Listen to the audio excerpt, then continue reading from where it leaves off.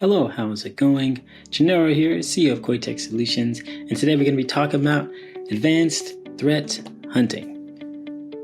But what does that mean? Well, we talked about threat hunting before. We understand that it's us proactively going for these potential threats, not waiting around and being reactive after the fact that something has happened. So, advanced threat hunting, when we're wanting to stay on at least the other end, or at least ahead of the curve, we want to utilize advanced threat hunting and, in addition to that, the threat intel that we've been talking about. So you can use this in tandem together because we're going to go a little bit more than just relying on firewall rules and antivirus solutions and even advanced threat protection. Because when you put into place advanced threat hunting, what we're already saying is that we're assuming that, hey, we've already been hacked.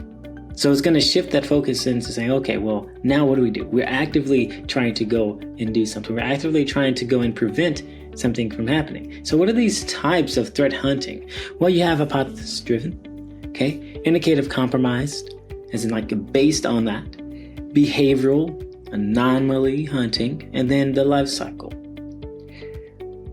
So if you look at threat hunting, and there's a pretty great graph here on the right. If you start at the top here as the potential threat, it could be literally anything. It could be a software vulnerability, it could be a flaw, it could be someone not being trained, it can be misconfigurations. And you're just going down, all the way down. Then you have your data collection, you develop a hypothesis and says, hey, this may be the case. Or with our example here, we're saying that this nation state that's targeting these financial institutions, or the hunters, they may start by analyzing logs, and then they may do this, and then so these are some of the ways you can go about. Okay, well, that's my hypothesis. That's what I'm thinking that they're doing. So let me go and analyze their logs. Let me go and try to replicate that behavior in a sandbox environment. But as you're going down, you're collecting that data, you're doing the analysis, you are understanding that there are response times, and knowing that, well, as you go about implementing these threat detections, the more added on advanced characteristics of threat hunting, we get to understand that, oh, well, we're still using the same tools that we've done before. Our CMs, our ADRs, our threat intelligence platforms.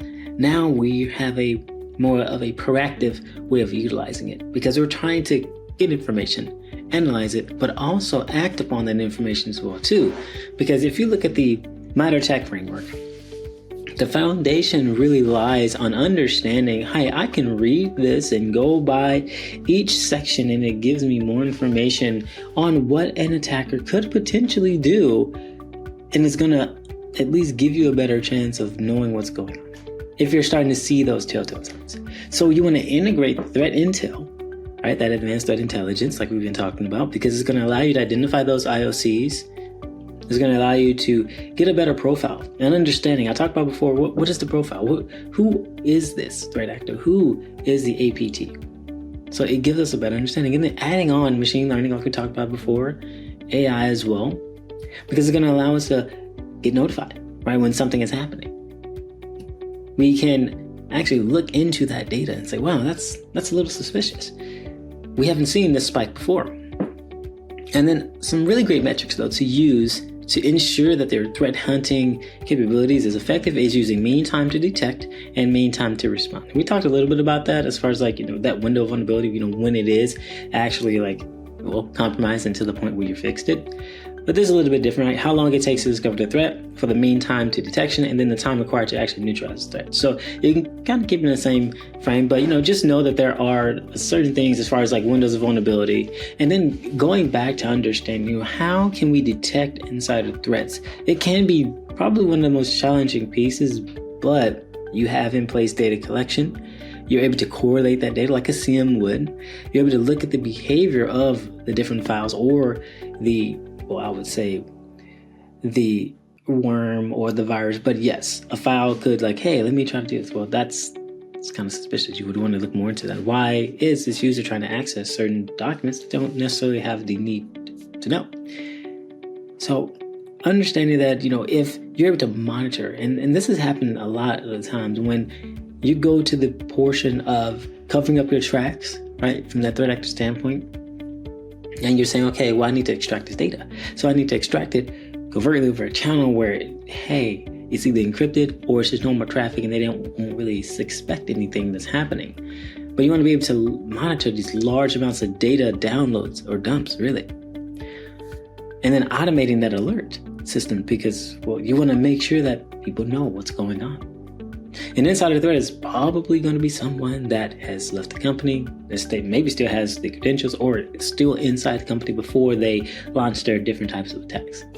All right, it's been great. Gennaro, CEO of Cortex Solutions, and we just pretty much talked about, the use case around advanced threat hunting. We talked about the basics of threat hunting, and now we just went more into, well, what does it look like from an advanced perspective? How can we utilize all these different tools, EDR, SIM, and what is the main aspect of it? It's really gathering in a hypothesis of what could be.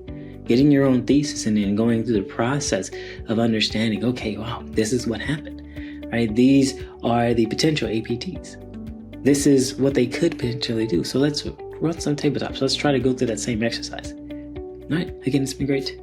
I hope you have a great one. And this has been Advanced Threat Hunting brought to you by ACSMI. Have a great one. Take care.